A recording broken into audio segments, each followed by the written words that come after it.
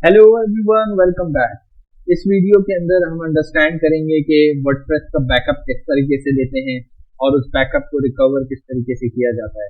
तो अगर आपने बैकअप लेना है अपनी वर्डप्रेस साइट का, उसको हम अंडरस्टैंड करेंगे, उसको रिकवर किस तरीके से करेंगे। ठीक है, तो अभी हमने सबसे पहले वर्डप्रेस का बैकअप लेने के लिए हमें ये करना होगा कि हमें वर्डप्रेस लॉगिन करना होगा। तो हम वर्डप्रेस लॉगिन करेंगे अपना।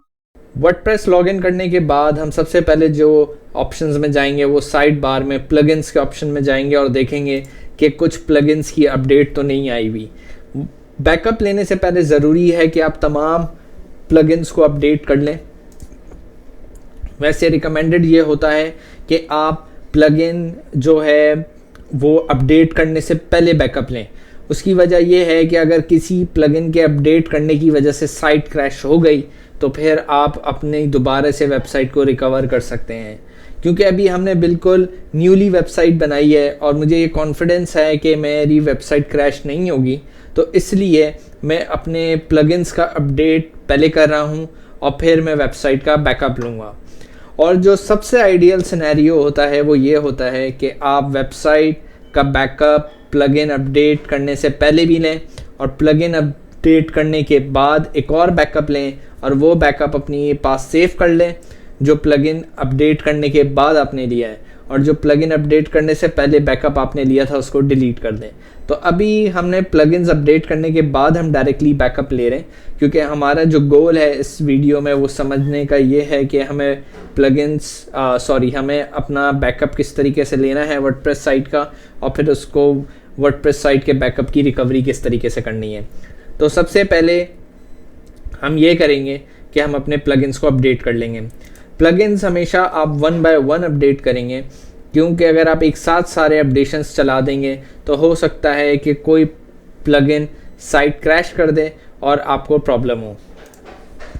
दूसरी वजह ये भी है 1 बाय 1 करने से कि अगर किसी प्लगइन की वजह से साइट क्रैश होती है तो हमें पता चल जाएगा कि किस प्लगइन की वजह से साइट क्रैश हुई है।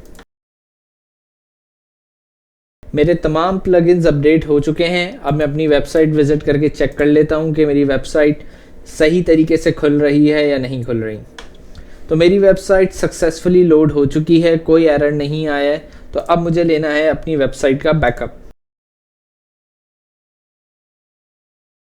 बैकअप लेने से पहले मैं क्या करूंगा कि अपना cPanel लॉगिन करूंगा। cPanel लॉगिन करने के बाद मैं सबसे पहले चला जाऊंगा फाइल मैनेजर में।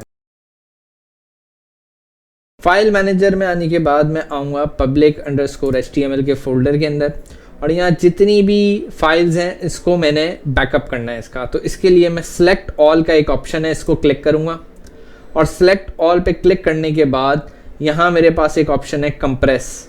तो कंप्रेस पे क्लिक करने के बाद जिप आर्काइव सेलेक्ट करूँगा, और जिप आर्काइव सेलेक्ट करने के बाद मैं यहाँ पे, जैसे मैं आज की डेट में बैकअप ले रहा हूँ, तो मैं इसको लिख दूंगा 9 दिसंबर 2024।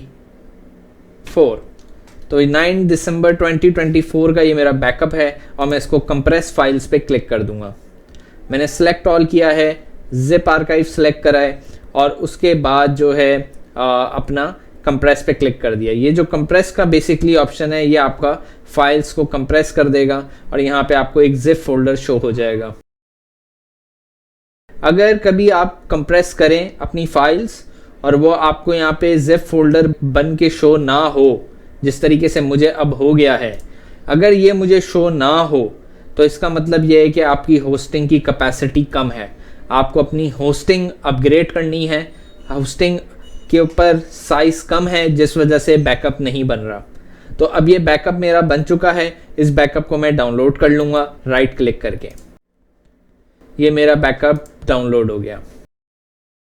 इसी तरीके से मैं अपने डेटाबेस का बैकअप लूँगा। मैं दोबारा cPanel के डैशबोर्ड्स के अंदर आ जाऊँगा, और यहाँ पे आने के बाद मैं क्लिक करूँगा phpMyAdmin के ऑप्शन में। phpMyAdmin में जैसे क्लिक करूँगा, phpMyAdmin के ऑप्शन पे मैं जैसे क्लिक करूँगा तो मैं उस डैशबोर्ड में चला जाऊँगा जहाँ मेरे डेटाबेसेस क्रिएट हुए। वो डेटाबेसेस जो मैंने MySQL डेटाबेस विजिट से बनाया था इनिशियली जब वर्डप्रेस मुझे इंस्टॉल करना था। तो जो वो डेटाबेस MySQL डेटाबेस विजिट से मैंने क्रिएट किया था वो मेनली मेरा यहाँ बन के मुझे शो हो रहा है Brilliant_Billions डिजिटल डेटाबेस। तो ये आपका PHP My Admin का जो डैशबोर्ड है, यहाँ आपका डेटाबेस बन के आ जाता है। मैं अपने डेटाबेस पे वन टाइम क्लिक करूँगा और क्लिक करने के बाद यहाँ एक ऑप्शन है एक्सपोर्ट, इस पर क्लिक करूँगा। एक्सपोर्ट पे क्लिक करने के बाद यहाँ पे SQL फॉर्मेट में मैं अपने डेटाबेस को एक्सपोर्ट कर लूँगा। तो अब क्या हुआ है कि मेरा डेटाबेस भी एक्सपोर्ट हो चुका है और मेरी फाइल्स भी एक्सपोर्ट हो गई हैं, यानी मैंने अपनी वेबसाइट का सक्सेसफुल बैकअप ले लिया है।